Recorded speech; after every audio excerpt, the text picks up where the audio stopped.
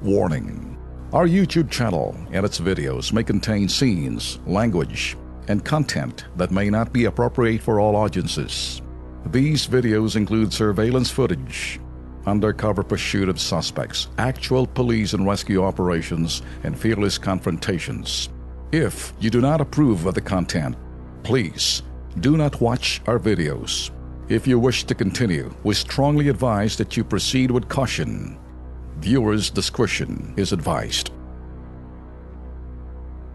Talaga naman hong nakakagalit po ang kasong binusisi ngayon po ng Kilos Pronto Crime Desk.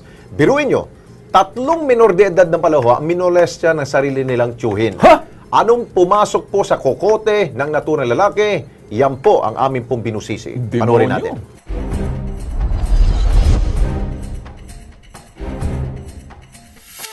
Mga kamay na gagabay at aakay, matibay na katuwang ng ating mga nanay na pwede nating kapitan sa oras ng pangangailangan. Yan ang tungkuling inaasahan sa ating mga ama, kuya, mga ninong o di kaya'y mga tiyuhin na pwedeng tumayo bilang pangalawang magulang. Pero paano na lamang kung ang mga kamay na ito mismo ang maghahatid sa atin sa kapahamakan? Yan ang sinapit na 5 taong gulang na si Angel, hindi niya tunay na pangalan, sa mga kamay ng 36 anyos niyang tiyuhin na si Crisanto Mendez. Wala sa isip ko talaga na magagawa niya sa anak ko yun. Pero bukod sa sinapit ng anak, nagulantang din ang nanay ni Angel, pati na rin ang kanilang pamilya, nang malaman kung paano na bisto ang kahayupan ni Crisanto. Ang dami niya na palang batang binibiktima dito. Hindi na lang, kung pwede naman siyang manligaw na lang ng ibang babae, bakit pati mga bata? Bukod kasi kay Angel, dumaan din sa mga kamay ni Crisanto ang 2 pa nitong pinsan na itatago natin sa pangalang Joy at May na parehong 8 taong gulang. Alas 4 ng madaling araw, pinasok niya po yung nakawawang biktima. Pinasok niya po yung kanyang kamay. Nagising po itong kawawang biktima at nanlaban na po sa suspect. Nakapalag po siya at at the same time nakabangon siya. Tapos nagtatakbo na po siya ulit. Nagtago na po siya sa suspect. Gagawin ba yun ng isang matinong tao? Dagdag pa ng nanay ni Angel, tila ba hindi na natuto si Crisanto sa kanyang mga kalokohan? Minsan na kasing nakulong si Crisanto sa kasong rape.